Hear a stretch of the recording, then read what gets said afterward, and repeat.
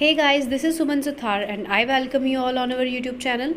आज के वीडियो में हम क्लास 11th के चैप्टर 16 के क्वेश्चन डिस्कस करेंगे और हमारे चैप्टर का नाम है डाइजेशन एंड एब्जॉर्प्शन। अगर आपको हमारे क्वेश्चंस पीडीएफ फॉर्म में चाहिए तो आप हमें study skill success Telegram channel पे ज्वाइन कर सकते हैं। नीट के रिगार्डिंग सारी इन्फॉर्मेशन आपको इस टेलीग्राम चैनल पे बहुत ईजीली और बहुत एक्यूरेटली अवेलेबल हो जाएगी। So let's get started. आज का फर्स्ट क्वेश्चन है, mammalian teeth are acrodont, homodont, thecodont और पॉलीफायोडोंट। वैसे तो अगर हम बात करते हैं मैमेलियन मैमल्स में जो टीथ पाए जाते हैं उन टीथ के टाइप की, तो मोस्टली मैमल के टीथ के लिए हमें 3 टर्म्स याद रखनी है, थीकोडोंट, डाईफायोडोंट एंड हेट्रोडोंट। ठीक है, कि जो मैमल टीथ होते हैं those are thecodont, diphyodont and heterodont. इन तीनों का मतलब क्या होता है?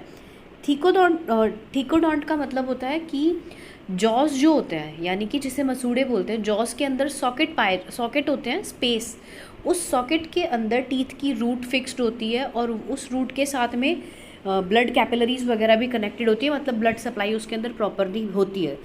ये जो टाइप होता है, इस तरीके के जॉस, इस तरीके के टीथ कहलाते हैं थीकोडोंट। डाईफायोडोंट पूरे लाइफ साइकिल में 2 बार टीथ आना, ठीक है, जैसे मिल्क टीथ आते हैं हमारे, उसके बाद में परमानेंट टीथ आते हैं।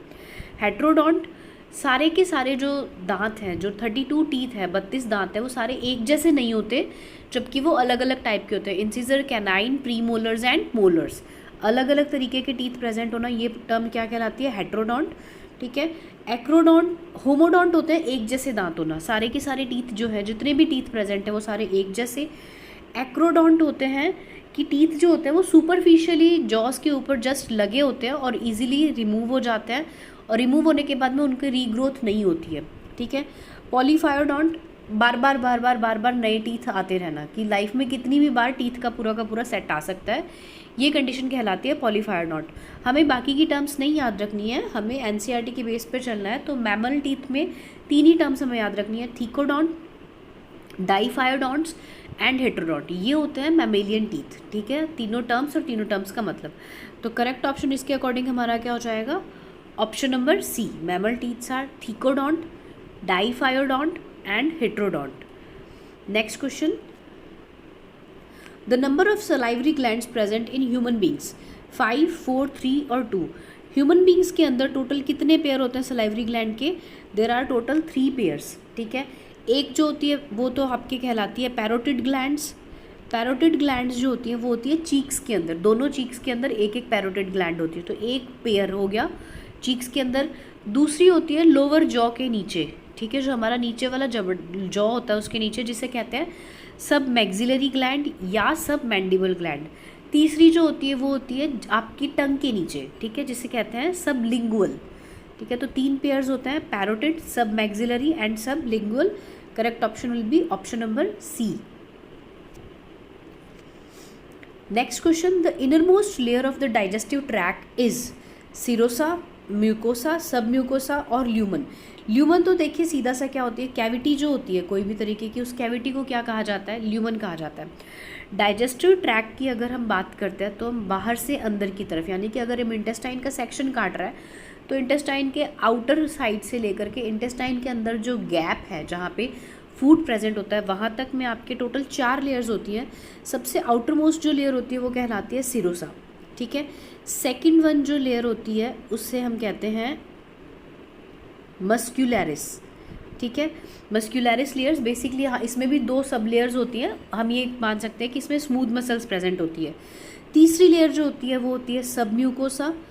ठीक है, और जो चौथी लेयर होती है वो कौन सी होती है? म्यूकोसा।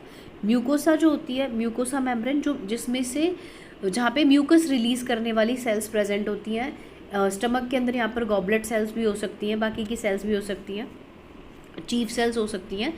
ठीक है, तो म्यूकोसा जो मेम्ब्रेन होती है वो सबसे इनर मोस्ट होती है। इसके ऊपर मेनली, इस म्यूकोसा के ऊपर क्या प्रेजेंट होती है?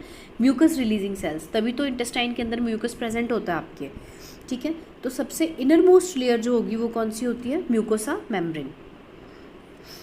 Next question, crypts of Lieberkuhn are present in intestine, stomach, oesophagus, all of these. Crypts of Lieberkuhn क्या होता है कि जो इंटेस्टाइन होती है इंटेस्टाइन के अंदर हम सबको पता है कि इंटेस्टाइन की जो इनर म्यूकोसा इनर वॉल होती है वो उसमें बहुत सारी विलाइस प्रेजेंट होती हैं, यानी कि वॉल आपस में ही फोल्डेड हो जाती है। फोल्डेड होकर के एब्जॉर्प्शन के लिए, एरिया को बढ़ाने के लिए ये फोल्डिंग मिलती है। ये फोल्डिंग्स क्या कहलाती है? विलाई। इन्हीं विलाइस के बीच बीच में कुछ क्रिप्ट्स प्रेजेंट होते हैं on the base of villi. Villi के जो इतना बेसल एरिया होता है, इस बेसल एरिया के अंदर क्रिप्ट्स का मतलब हो गया छोटी छोटी सी गहरी खांच, गहरी दरार या गहरा, ठीक है, जो होता है, ये कंडीशन जो होती है, ये चीज़ कहलाती है क्रिप्ट्स। ठीक है, इन क्रिप्ट्स को क्रिप्ट्स ऑफ लिबरकोन कहा जाता है। और ये कहाँ देखने को मिलती है? विलाई के बेसल पार्ट के ऊपर होती है। तो जनरली ये कहाँ पे आपको मिलेगी? विलाई भी कहाँ होती है? इंटेस्टाइन के अंदर। तो क्रिप्ट्स ऑफ लिबरकोन भी कहाँ प्रेजेंट होती है? आपके इंटेस्टाइन के अंदर। ठीक है, next question, which of the following does not produce any digestive enzyme? ठीक है, जो कोई भी डाइजेस्टिव एंजाइम प्रोड्यूस नहीं करता। Acini of pancreas, liver, stomach, duodenum. ठीक है, एसिनी ऑफ पैनक्रियाज यानी कि जो एसिनर सेल्स होती है पैनक्रियाज की, पैनक्रियाज की हम बात करते हैं तो पैनक्रियाज जो है ये एक्सोक्राइन ग्लैंड भी है और एंडोक्राइन ग्लैंड भी है। 99% तो ये एक्सोक्राइन होता है और 1% ये क्या होती है? Endocrine gland. एंडोक्राइन का मतलब डक्टलेस। इसके अंदर जो एसिनर सेल्स होती हैं वो एक्सोक्राइन एक्टिविटी शो करती है और ये पैनक्रियाटिक जूस सीक्रेट करती है। और पैनक्रियाटिक जूस के अंदर प्रोटीन डाइजेस्ट करने वाले एमाइलेज हो गया और लाइपेज हो गया, यानी प्रोटीन, कार्बोहाइड्रेट, फैट, तीनों को डाइजेस्ट करने वाले एंजाइम्स प्रेजेंट होते हैं। तो ऑब्वियसली एसिनी ऑफ पैनक्रियाज तो डाइजेस्टिव एंजाइम्स रिलीज करती है। लिवर से कोई भी तरीके का डाइजेस्टिव एंजाइम रिलीज नहीं होता है। इससे फॉस्फोराइलेज होता है, फॉस्फेट एंजाइम होते हैं, फॉस्फेटेज होता है, बाइल जूस निकलता है। ठीक है, कुछ अदर साल्ट्स भी होते हैं, बिलिरुबिन, बिलीवर्डिन वगैरह जो हो गए। लेकिन डाइजेशन में काम में आने वाला कोई भी एंजाइम लिवर से सीक्रेट नहीं होता है। बाइल जूस सीक्रेट होता है और बाइल जूस का काम क्या होता है? इमल्सिफिकेशन ऑफ फैट, यानी कि लाइपेज को एक तो एक्टिवेट करता है और फैट को डाइजेशन के लिए तैयार करता है, इमल्सिफिकेशन करता है, मिसेल बनाता है। स्टमक, ऑब्वियसली स्टमक के अंदर तो एंजाइम्स प्रेजेंट ही होते हैं। जनरली प्रोटीन का डाइजेशन मोस्टली कहाँ होता है? स्टमक के अंदर होता है। ठीक है, ड्यूडिनम के अंदर भी एंजाइम्स होते हैं। सक्कस एंटेरोकस जो निकलता है ड्यूडिनम से, जिसे हम इंटेस्टाइनल जूस भी कहते हैं, सक्कस एंटेरोकस, वो भी क्या होता है? आपके एंजाइम से भरा होता है। लाइपेज, न्यूक्लियोसाइडेज, डाइसैकेराइडेज, बहुत से एंजाइम इसमें प्रेजेंट होते हैं। तो करेक्ट ऑप्शन हमारा क्या हो जाएगा? ऑप्शन नंबर बी, लिवर वो है जिसमें से कोई भी डाइजेस्टिव एंजाइम नहीं पाया जाता। Next question, removal of gall bladder in man would lead to? अगर गॉल ब्लैडर को निकाल दिया जाए तो क्या होगा? ठीक है, अगर हम बात करते हैं गॉल ब्लैडर की, तो गॉल ब्लैडर से जनरली बाइल जूस जो होता है वो निकलता है। और बाइल जूस का काम क्या है? बाइल जूस जो है फैट को डाइजेस्ट करने के लिए फैट को प्रिपेयर करता है, इमल्सिफिकेशन करता है। क्योंकि फैट वाटर में सॉल्यूबल नहीं होता है, तो बाइल जूस जो होता है फैट को बांध करके रखने का, मिसेल बनाने का काम करता है, ताकि उसके ऊपर लाइपेज की एक्टिविटी इजीली हो सके और वो लाइपेज की एक्टिविटी के लिए प्रिपेयर हो सके। ठीक है, तो अगर बाइल जूस नहीं होंगे तो उसको फैट के डाइजेशन में क्या होगी? दिक्कत होगी। Impairment of digestion of fat, impairment of digestion of protein, jaundice, increased acidity in intestine. तो अगर गॉल ब्लैडर निकाल दिया जाएगा तो क्या होगा? फैट का जो डाइजेशन है वो प्रॉपर नहीं हो पाएगा। ठीक है, तो करेक्ट ऑप्शन हमारा क्या हो जाएगा? Option number A. Next question, which of the following is the structural and functional unit of largest digestive gland? अगर हम लार्जेस्ट डाइजेस्टिव ग्लैंड की बात करते हैं तो सबसे बड़ी डाइजेस्टिव ग्लैंड कौन सी है? लिवर। ठीक है, लिवर की फंक्शनल एंड स्ट्रक्चरल यूनिट क्या होती है? तो एक एक करके ऑप्शन देख लेते हैं। कुफर सेल्स लिवर में प्रेजेंट होती है, लेकिन इनका काम क्या होता है? ये फैगोसाइटिक एक्टिविटी शो करती है। लिवर के अंदर प्रेजेंट तो होती हैं लेकिन इम्यून सिस्टम के जैसा काम करती है, फैगोसाइटिक एक्टिविटी शो करती है। हेपेटिक लोब्यूल्स, यस ये सही है। हेपेटिक लोब्यूल्स जो होते हैं लिवर के अंदर, हेपेटिक राइट लोब्यूल और लेफ्ट लोब्यूल, और बीच में जो दोनों के साथ में क्या प्रेजेंट होता है? Gall bladder. ये आपके क्या करते हैं? जो बाइल जूस है उनको प्रिपेयर करवाने का काम करते हैं। ठीक है, ग्लिसन्स कैप्सूल जो होते हैं ये लीवर के कैप्सूल्स होते हैं। लीवर के अंदर ही प्रेजेंट कवरिंग होती है कनेक्टिव टिश्यू की, जो कि हेपेटिक आर्टरी, पोर्टल वेन और बाइल डक्ट, इन तीनों को एक साथ कवर करती है। क्रिप्स ऑफ लिबरकोहन, ये लिवर में प्रेजेंट ही नहीं होती है। क्रिप्स ऑफ लिबरकोहन अभी हमने बात की थी, ये कहाँ प्रेजेंट होती है, इंटेस्टाइन के अंदर प्रेजेंट होती है। ठीक है, तो करेक्ट ऑप्शन क्या हो जाएगा, स्ट्रक्चरल एंड फंक्शनल यूनिट की कौन सी हो जाएगी, ऑप्शन नंबर बी।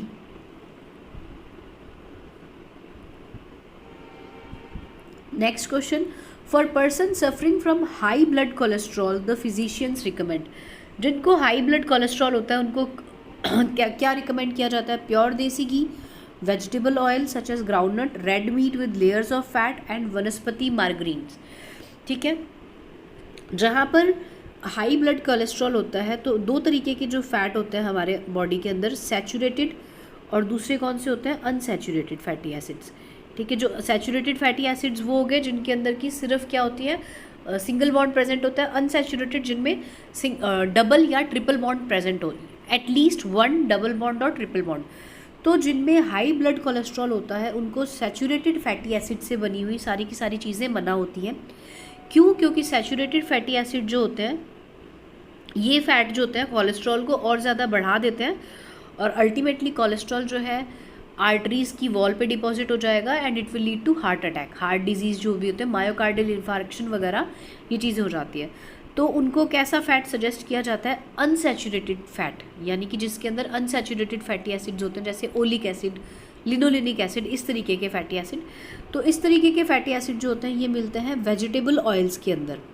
बाकी की जो तीनों ऑप्शन है ये सैचुरेटेड ऑयल के एग्जाम्पल है, सैचुरेटेड फैट के एग्जाम्पल है। वेजिटेबल ऑयल्स जितने भी होते हैं जैसे कि मूंगफली का तेल हो गया, ग्राउंडनट ऑयल, ये सारे के सारे अनसैचुरेटेड फैट के एग्जाम्पल है। तो करेक्ट ऑप्शन इसका कौन सा हो जाएगा, option number B, unsaturated fatty acid, vegetable oil such as groundnut oil.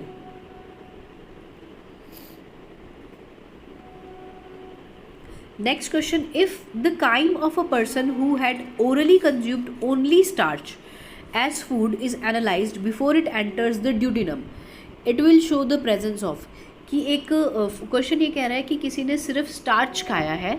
ठीक है, तो जब काइम जो है, काइम किसे कहते हैं, स्टमक के अंदर जब फूड पहुंच जाता है तब ये HCl से और स्टमक का जो भी डाइजेस्टिव जूस होता है उससे फूड को जब ट्रीट कर दिया जाता है तब उस फूड को हम क्या कहते हैं, काइम कहते हैं। 4 से 5 घंटे तक काइम जो होता है पड़ा रहता है स्टमक के अंदर, और जब ये काइम जो है ड्यूडेनम के अंदर एंटर करेगा, यानी कि स्मॉल इंटेस्टाइन के अंदर एंटर करेगा, तब क्या चीज़ होगी, क्योंकि ये देखिए स्टार्च है, स्टार्च का डाइजेशन जो है मुंह से शुरू हो जाता है, बक्कल कैविटी से शुरू हो जाता है।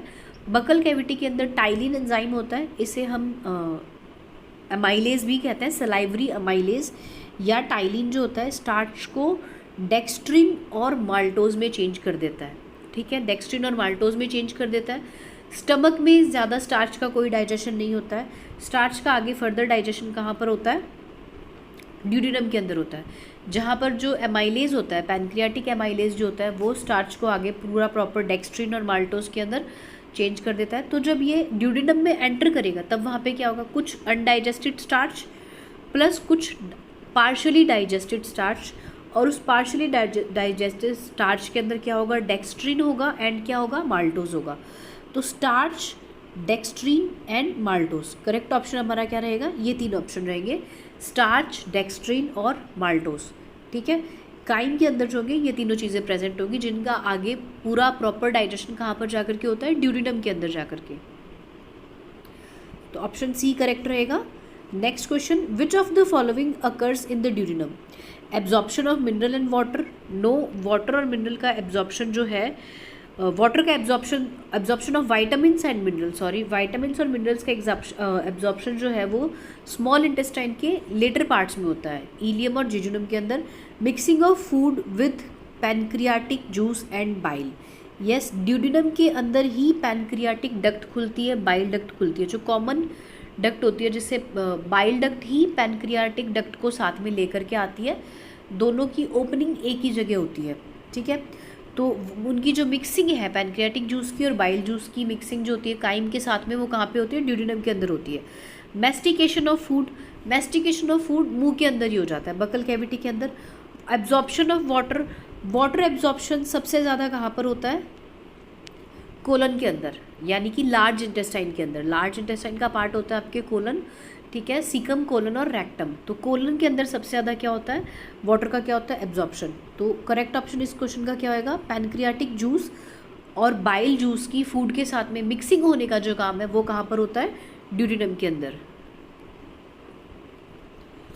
Next question, succus entericus, it is a term used for. Succus entericus किसे कहा जाता है, बेसिकली सक्कस एंटेरिकस किसे कहा जाता है, जब खाना फूड जो है, काइम जो है ड्यूडेनम के अंदर आ जाता है, इंटेस्टाइन के अंदर, तब इंटेस्टाइन की जो सेल्स होती है इंटेस्टाइनल जूस रिलीज़ करती है। ठीक है, इंटेस्टाइनल जूस जिसके अंदर बहुत से एंजाइम्स होते हैं, जैसे डाइसैकेराइड को डाइजेस्ट करने वाले डाइपेप्टाइडेजेस, lipases, nucleosidase.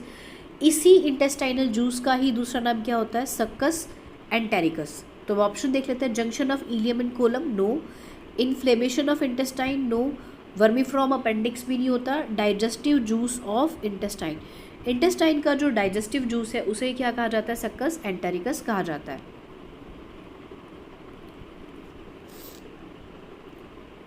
Next question, digestive enzymes responsible for breaking down disaccharides.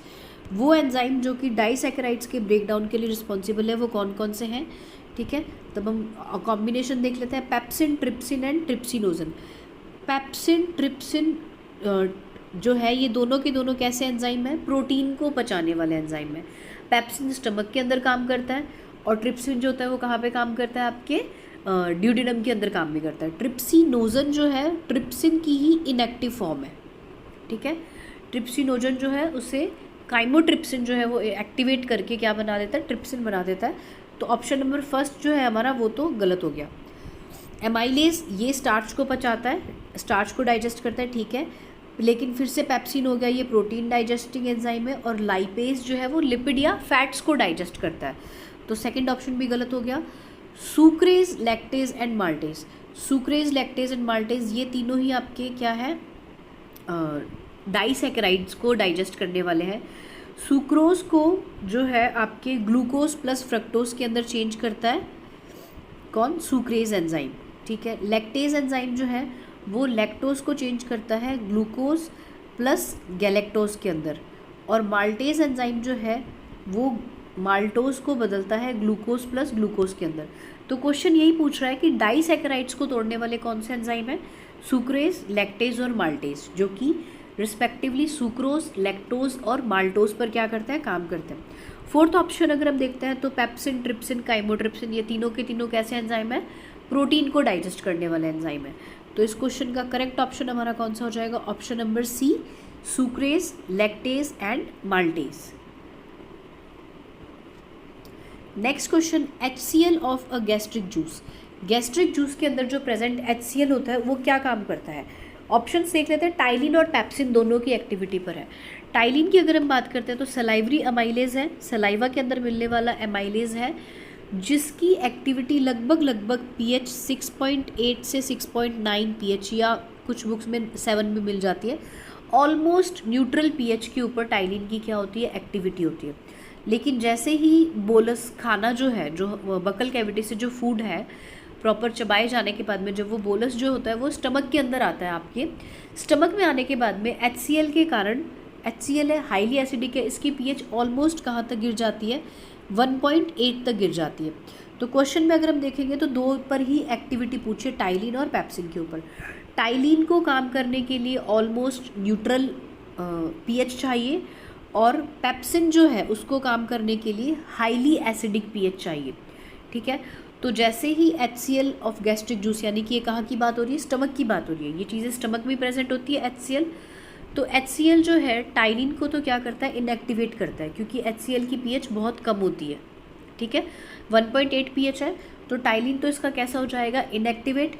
लेकिन जो पेप्सिन है एंजाइम, पेप्सिन एंजाइम कैसा हो जाएगा, एक्टिवेटेड हो जाएगा, क्योंकि पेप्सिन को काम करने के लिए बहुत कम pH चाहिए। और पेप्सिनोजन से पेप्सिन में कन्वर्ट ही तभी होता है जब HCl वहाँ पे क्या होता है, प्रेजेंट होता है तब। ठीक है, तो करेक्ट ऑप्शन क्या हो जाएगा, HCl जो है it inactivates ptyalin and activates pepsin enzyme. Option number A is the correct option. Next question, what will happen if bile duct get choked, अगर बाइल डक्ट बंद हो जाए, चॉक्ड हो जाती है, तब क्या कंडीशन होगी। बाइल डक्ट का काम क्या होता है, बाइल जूस को रिलीज़ करना। और बाइल जूस क्या काम करवाता है, फैट को डाइजेशन के लिए प्रिपेयर करता है by doing emulsification of fat. ठीक है, तो अब ऑप्शन दे देता है, फीसिस बिकम ड्राई। फीसिस या फीकल मैटर ड्राई कब होगा, अगर कोलन से बहुत ज़्यादा पानी का क्या कर लिया जाए, रीअब्जॉर्प्शन कर लिया जाए। बॉडी में पानी की बहुत ज़्यादा कमी होने पर कोलन जो है वो काफ़ी ज़्यादा क्वांटिटी में पानी को रीअब्जॉर्ब कर लेता है, तो इसलिए फीकल मैटर जो होता है वो ड्राई हो सकता है। Acidic chyme will not B neutralised. Chyme जो होता है, जो स्टमक में एसिडिक होता है, उसको न्यूट्रलाइज करने का काम जो है वो पैनक्रियाटिक जूस में कुछ बाइकार्बोनेट्स होते हैं वो करते हैं। ठीक है, प्लस बाकी का बचा कुचा काम उसको न्यूट्रलाइज करने का सक्कस एंटेरिकस कर देता है। मेनली वहाँ पे ड्यूडिनम के अंदर जो एल्कलाइन नेचर होता है वो किसके कारण आता है, पैनक्रियाटिक जूस के कारण होता है। पैनक्रियाटिक जूस उस चीज़ को क्या कर देता है, एल्कलाइन कर देता है, तो इसका भी बाइल डक्ट में कोई रोल नहीं है। There will be little digestion in intestine. नहीं, इंटेस्टाइन का डाइजेशन जो है पैनक्रियाटिक जूस के कारण होता है और इंटेस्टाइनल जूस के कारण होता है। बाइल डक्ट के चोक होने पर इन दोनों के ऊपर कोई फर्क नहीं पड़ेगा, तो डाइजेशन होता रहेगा। Little digestion of fat will अकर, ये करेक्ट ऑप्शन है, क्योंकि बाइल डक्ट जो है वो काम क्या करता है, फैट को मिसेल में कन्वर्ट कर देता है, इमल्सिफिकेशन कर देता है और उसे लाइपेज की एक्टिविटी के लिए तैयार करता है। ठीक है, तो बाइल डक्ट अगर प्रेजेंट नहीं होगी तो फैट के डाइजेशन में भी क्या आएगी, दिक्कत होगी। डाइजेशन होगा लेकिन उतना प्रॉपर डाइजेशन वहाँ पे फैट का नहीं हो पाता है, तो correct option will be little digestion of fat will occur.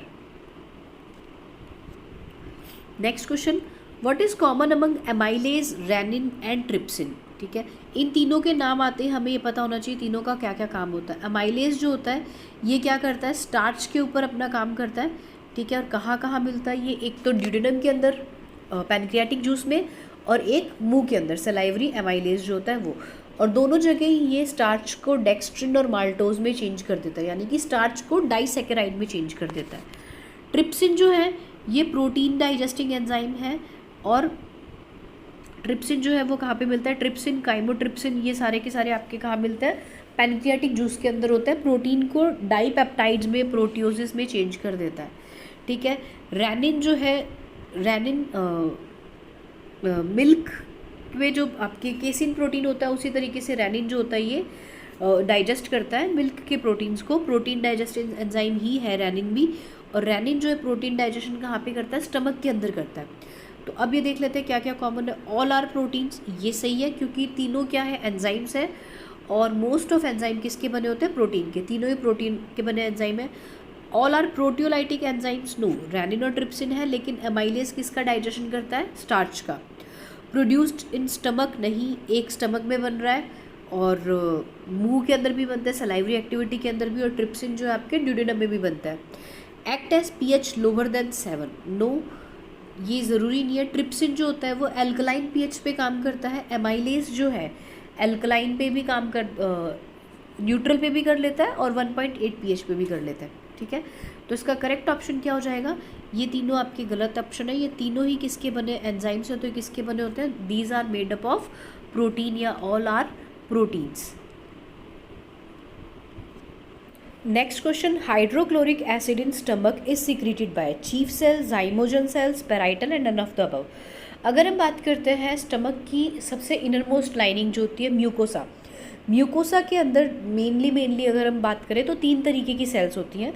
First जो सेल होती है वो तो होती है म्यूकस नेक सेल्स, और म्यूकस नेक सेल्स जो होती है उसका काम क्या होता है, म्यूकस सिक्रीट करना। ठीक है, वो म्यूकस का सिक्रीट करता है, और यही म्यूकस स्टमक को जो HCl होता है उससे बचा के रखता है। इसी म्यूकस के कारण ही HCl जो है वो स्टमक को डाइजेस्ट नहीं करता है। ठीक है, जो दूसरी टाइप की सेल्स होती है वो सेल्स कौन सी कहलाती है, पेप्टिक सेल्स। इन्हीं पेप्टिक सेल्स को ही हम क्या कहते हैं, चीफ सेल्स। पेप्टिक सेल या चीफ सेल जो होते हैं ये पेप्सिनोजन एंजाइम सिक्रीट करती है। ये एंजाइम की इनएक्टिव फॉर्म है, इसे एक्टिवेट करने का काम कौन करता है, HCl, और ये बनाता है पेप्सिन। ठीक है, तीसरी तरीके की जो सेल्स होती है वो कहलाती है पेराइटल सेल्स, या पेराइटल सेल्स का ही दूसरा नाम क्या होता है, ऑक्जेंटिक सेल्स। पेराइटल या ऑक्जेंटिन सेल्स जो होती है इनका काम क्या होता है, HCl सिक्रीट करना। पैराइटल या ऑक्जेंटिक सेल्स क्या करती हैं, हाइड्रोक्लोरिक एसिड या HCl जो होती है वो क्या करती है, सीक्रेट करती है। तो टोटल यहाँ पे आपके 3 तरीके की सेल्स हो जाती हैं, और जिसमें से HCl सीक्रेट करने का काम किसका होता है, पैराइटल या ऑक्जेंटिक सेल्स का। Correct option will be option number C. Next question, in coprophagous in coprophagous mammals the cellulose is digested by, is digested in. Coprophagous क्या होता है, जैसे कि आपके रैबिट हो गया, कोप्रोफेगस जो अपना फीकल मैटर वापस से खा लेते हैं, ठीक है। और रैबिट वगैरह जो होते हैं ये अपना फीकल मैटर जो होता है खुद ही खा लेते हैं, तो खुद के फीकल मैटर को जो खुद खा लेते हैं ऐसे ऑर्गेनिजम्स क्या कहलाते हैं, कोप्रोफेगस एनिमल्स। इनके अंदर जो डाइजेशन है वो कहाँ पे होता है, बेसिकली ये डाइजेशन होता है लार्ज इंटेस्टाइन के अंदर। लार्ज इंटेस्टाइन की भी अगर अपन बात करते हैं तो लार्ज इंटेस्टाइन के भी कौन से पार्ट में होता है, मेनली अगर पूछ लिया जाए, लार्ज इंटेस्टाइन के पार्ट सीकम के अंदर, और कुछ वर्मीफॉर्म अपेंडिक्स जो होता है उनके अंदर भी इनका क्या होता है, डाइजेशन होता है। और ये कोप्रोफेगी क्यों शो करते हैं, ताकि जो डाइजेस्टेड सेल्यूलोज होता है, यानी क्योंकि जब इनका जो फीकल मैटर होता है उसके अंदर सिंपल सेल्यूलोज प्रेजेंट होता है, कॉम्प्लेक्स सेल्यूलोज नहीं होता, तो उनको सिंपल सेल्यूलोज मिल सके खाने के लिए, इसीलिए अपना खुद का फीकल मैटर खुद ही खा लेते हैं, ठीक है। और डाइजेशन कहाँ होता है सेल्यूलोज का, लार्ज इंटेस्टाइन के अंदर। लार्ज इंटेस्टाइन का भी अगर पार्ट पूछ लिया जाता है, caecum and vermiform appendix both, ठीक है। तो इसके हिसाब से हम क्वेश्चन को ध्यान रखेंगे। Next question, the dash is primarily a storage chamber within the digestive system while the dash reabsorbs water, ion and generates the faecal. तो देखिए जो last second fill in the blank है वो तो काफ़ी इजी है, already बिना option के भी हम बता सकते हैं कि जहाँ पर वाटर का रीएब्जॉर्प्शन होता है, लार्ज इंटेस्टाइन, पानी का रीएब्जॉर्प्शन जो है कॉलन के अंदर होता है सबसे ज़्यादा, ठीक है। Reabsorption of water, ion and generates the faecal matter. Faecal matter कहाँ बनता है, रेक्टम कॉलन के अंदर ही बनता है। तो जो लार्ज इंटेस्टाइन होता है वो मिडगट या हाइंडगट, लार्ज इंटेस्टाइन को क्या कहा जाता है, लार्ज इंटेस्टाइन को क्या कहा जाता है, हाइंडगट। तो पहले 2 ऑप्शन तो वैसे ही गलत हो गए, क्योंकि जो second fill in the blank है यहाँ पे क्या आएगा, हाइंडगट आएगा। अब जो first fill in the blank है वो देख लेते हैं कि ऐसा कौन सा डाइजेस्टिव स्टोरेज चैम्बर क्या है, बक्कल कैविटी या स्टमक। तो बक्कल कैविटी के अंदर कभी भी फूड स्टोर नहीं रहता है। स्टमक के अंदर 4 से 5 घंटे तक जो काइम होता है वो पड़ा रहता है, ठीक है। स्टमक जो होता है उसमें 4-5 घंटे तक अनडाइजेस्टेड फूड पड़ा रहता है, इसीलिए स्टमक जो होता है किसकी तरह काम करता है, एज एन स्टोरेज ऑर्गन भी इसको, स्टोरेज चैम्बर के तौर पे भी इसको हम ले सकते हैं। और हाइंडगट के अंदर आपके क्या होता है, वाटर और आयंस का रीअब्जॉर्प्शन एंड फीकल मैटर का बनना, ठीक है। Correct option will be option number C. Next question, which of the following is not the function of HCl in the stomach. इनमें से कौन सा HCl का काम नहीं है, breaking down proteins into peptones. पहला क्वेश्चन ही हमें सही मिल गया ऑप्शन, क्योंकि प्रोटीन को पेप्टॉन में तोड़ने का काम किसका होता है, एंजाइम्स का होता है। और स्टमक के अंदर कौन सा एंजाइम ये काम करता है, पेप्सिन ये काम करता है, ठीक है। HCl क्या करता है, पेप्सिनोजन को पेप्सिन में चेंज करता है, ठीक है। बाकी के options, killing the bacteria, ingested with food and drinks, bacterias को मारने का काम करता है। Promoting the formation of pepsin, ये भी सही है। सॉफ्टनिंग फाइबर फूड एलिमेंट, ये भी सही है, फूड एलिमेंट्स को सॉफ्ट करने का भी काम करता है। तो ये तीनों काम HCl करता है, लेकिन प्रोटीन को पेप्टॉन्स में डाइजेस्ट करने का काम किसका होता है, पेप्सिन एंजाइम का होता है, HCl का नहीं होता। Next question, most of the chemical digestion of a food in human is completed in. सबसे ज़्यादा डाइजेशन जो होता है वो कहाँ पर होता है, small intestine, appendix, ascending colon और स्टमक। तो सबसे ज़्यादा डाइजेशन जो है फूड का वो कहाँ पर होता है, स्मॉल इंटेस्टाइन या छोटी आंत जिसे कहते हैं उसके अंदर होता है, क्योंकि स्टमक में प्रोटीन का डाइजेशन होता है, थोड़ा सा स्टार्च का डाइजेशन मुंह के अंदर होना शुरू हो जाता है, बाकी का सारा जो डाइजेशन न्यूक्लियोसाइडेज, क्योंकि ड्यूडेनम के अंदर सक्कस एंटेरिकस और पैनक्रियाटिक जूस होता है, इनके अंदर जितने भी डाइजेस्टिव एंजाइम्स है वो सारे के सारे प्रेजेंट होते हैं। प्रोटीन, कार्बोहाइड्रेट, फैट, इन सबको पचाने वाले, इनको सिंपल मॉलिक्यूल्स में और उसके आगे और ज़्यादा सिंपल मॉलिक्यूल्स में तोड़ने के लिए सारे एंजाइम्स कहाँ पे होते हैं, ड्यूडेनम के अंदर होता है। स्मॉल इंटेस्टाइन का भी कौन सा पार्ट सबसे ज़्यादा डाइजेशन करता है, दैट इज ड्यूडेनम, ठीक है। Correct option will be option number A. Next question, in the following enzyme is absent sorry, if the following enzyme is absent in our small intestine, then the digestion of proteins in our body would be severely affected. The following enzyme is, कि अगर ये enzyme जो है वो absent हो तो इस enzyme के एब्सेंट होने पर प्रोटीन का डाइजेशन जो होगा वो अफेक्टेड होगा. कौन सा एंजाइम हो सकता है? Pancreatic amylase. पैनक्रियाटिक अमाइलेज जो है ये किसका डाइजेशन करता है? स्टार्च का डाइजेशन करता है. तो अमाइलेज अगर नहीं होगा तो स्टार्च का डाइजेशन इफेक्टेड होगा, प्रोटीन का नहीं होगा. माल्टेज जो है वो किसका डाइजेशन करता है? माल्टोज का. माल्टोज क्या है? माल्टोज एक डाइसैकेराइड है, स्टार्च के ब्रेकडाउन से बनती है. और माल्टोज किस किस से बनी होती है? ग्लूकोज की 2 यूनिट से. ग्लूकोज प्लस ग्लूकोज मिलकर के क्या बनाता है? माल्टोज. लाइपेज जो है ये लिपिड या फैट को डाइजेस्ट करता है, ठीक है.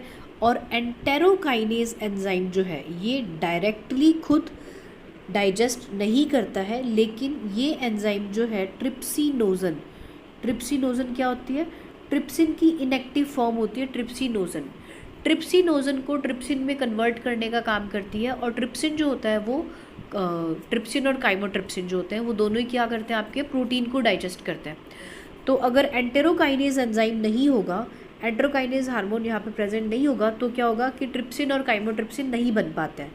एंटेरोकाइनेज का सिक्रेशन किया जाता है by mucosa of intestine. Intestine की जो म्यूकोसा होती है वो सिक्रेट करती है.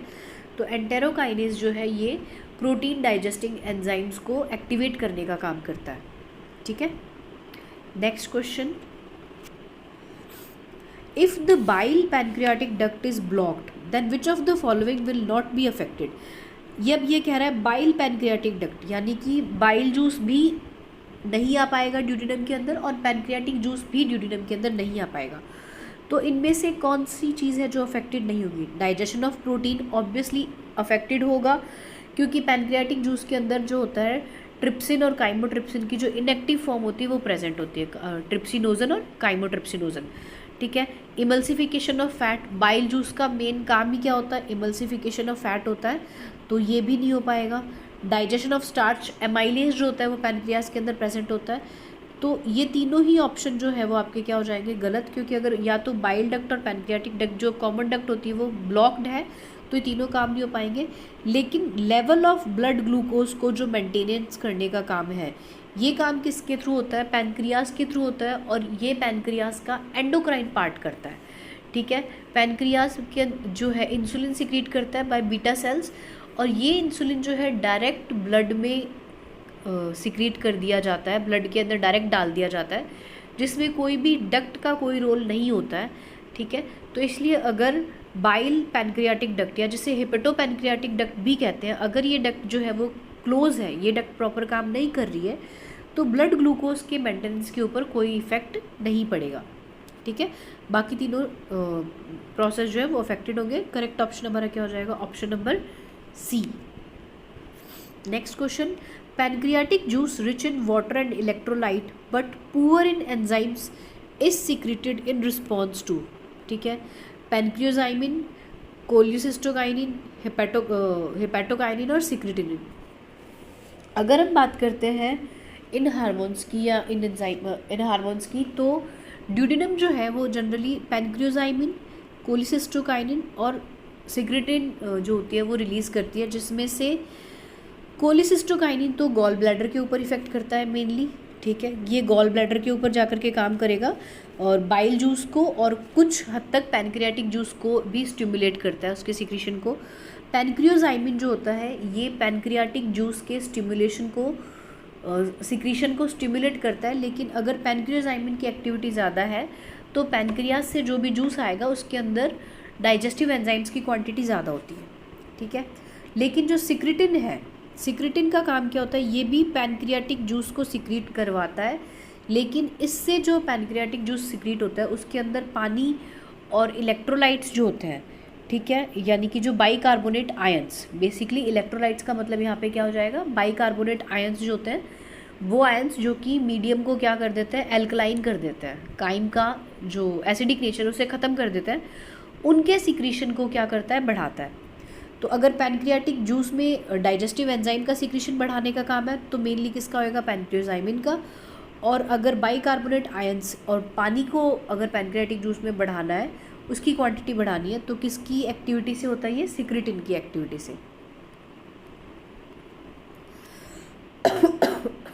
Sorry, a person who is on hunger strike and is surviving only on water will have, कि अगर कोई पर्सन है हंगर स्ट्राइक के ऊपर और सिर्फ पानी पी रहा है तो उसमें क्या दिक्कत होगी? Less amino acid in urine, more glucose in his blood, less urea in urine और मोर sodium in his urine.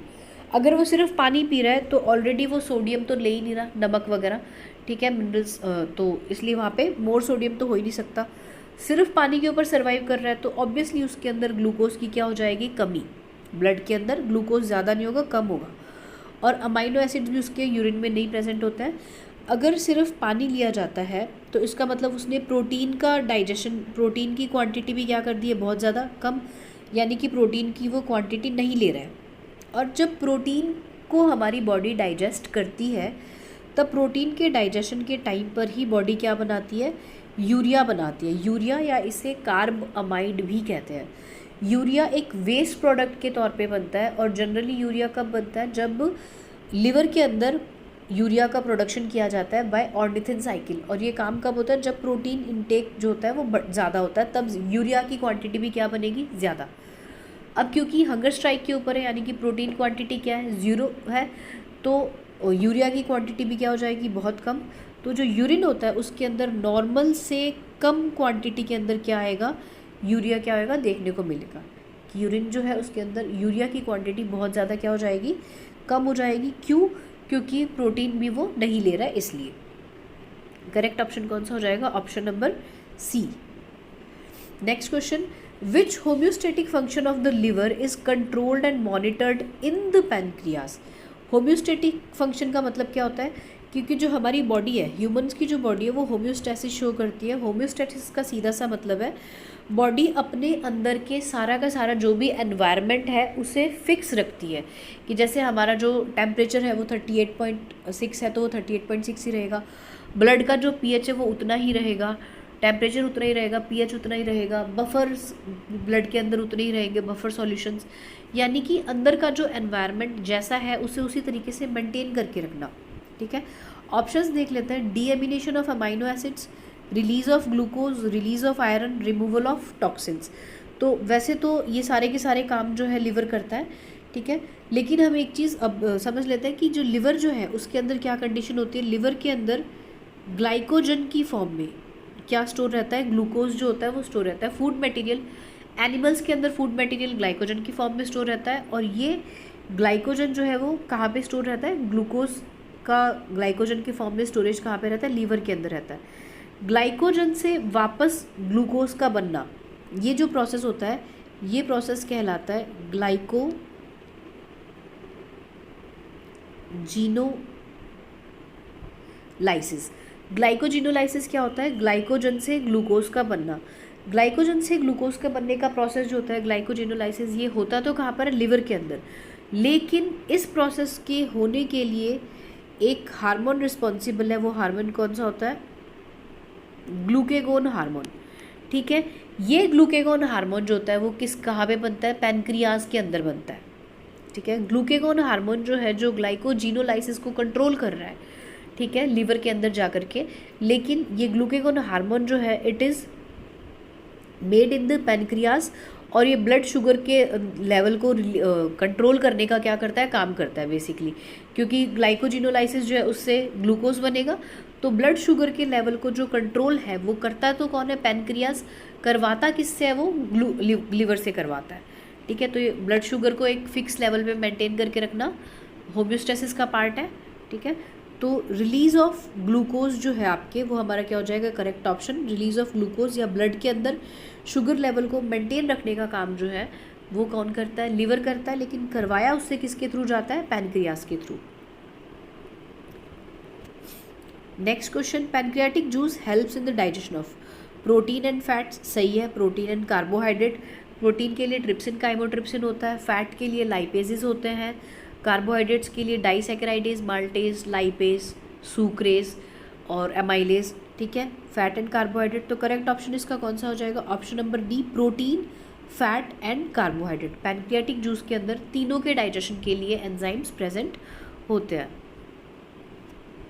Next question, trypsin changes. Trypsin जो होता है वो किसको किस में कन्वर्ट कर देता है? प्रोटीन डाइजेस्टिंग एंजाइम है trypsin. Fat into fatty acid, proteins into peptones, starch and glycogen into maltose, no, maltose into its components. तो ट्रिप्सिन जो है वो प्रोटीन को पचाने वाला, प्रोटीन को डाइजेस्ट करने वाला एंजाइम है। प्रोटीन को पेप्टोन्स में डाईपेप्टाइडेजेस के अंदर क्या कर देता है? ये तोड़ देता है। इन डाईपेप्टाइडेजेस को आगे फर्दर जो एंजाइम होते हैं डाईपेप्टाइड को वो छोटे छोटे प्रॉपर अमाइनो एसिड्स के अंदर ब्रेक डाउन कर देते हैं। ठीक है, तो करेक्ट ऑप्शन क्या हो जाएगा? Protein into peptones. Next question, which of the following statement is true? Pepsin can not digest casein. Pepsin जो है वो केसिन को डाइजेस्ट नहीं कर सकता, ये ऑप्शन स्टेटमेंट गलत है, क्योंकि जो पेप्सिन है वो केसिन को डाइजेस्ट कर सकता है। ट्रिप्सिन कैन डाइजेस्ट कोलेजन, ये भी गलत है। Trypsin can not digest collagen. Collagen के डाइजेशन के लिए पेप्सिन की ज़रूरत होती है। ठीक है, pepsin can not digest collagen नहीं, पेप्सिन कोलेजन को डाइजेस्ट कर पाता है। काइमोट्रिप्सिन कैन डाइजेस्ट केसिन, ये ऑप्शन सही है। ठीक है, ये थोड़ा सा डिटेल क्वेश्चन हो गया, तो आप इन्हीं को ही एज इट इज़ लाइंस को ही याद रखिए कि जो काइमोट्रिप्सिन है वो केसिन को डाइजेस्ट कर सकता है। ठीक है, पेप्सिन भी केसिन को डाइजेस्ट कर सकता है, और कोलेजन को डाइजेस्ट करने के लिए कौन सा चाहिए? पेप्सिन चाहिए होता है। ठीक है, तो इसका करेक्ट ऑप्शन क्या हो जाएगा? Option number D. Next question, the richest source of vitamin B12। Vitamin B12 या इसी का ही दूसरा नाम क्या होता है? साइनोकोबाल्मिन। साइनोकोबाल्मिन या विटामिन B12 है, उसका रिचेस्ट सोर्स क्या होता है? ठीक है, goat liver and spirulina, chocolate and green gram, rice and hen's egg, carrot and chicken's breast.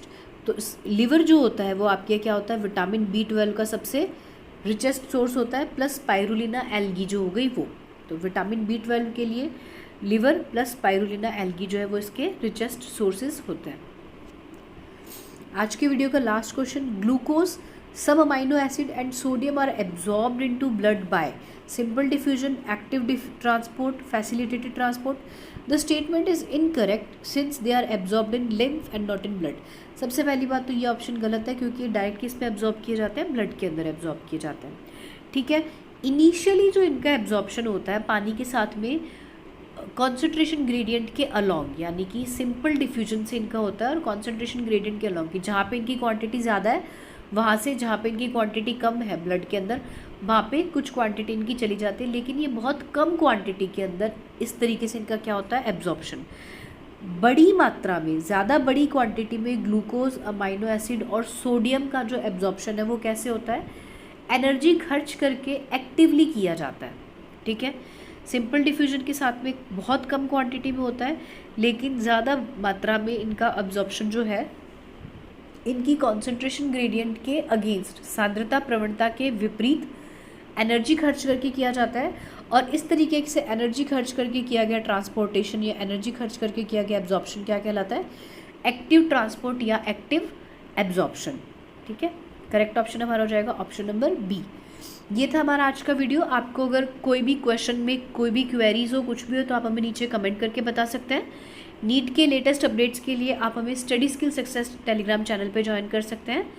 Video देखने के लिए thank you very much. Please do like, share and subscribe.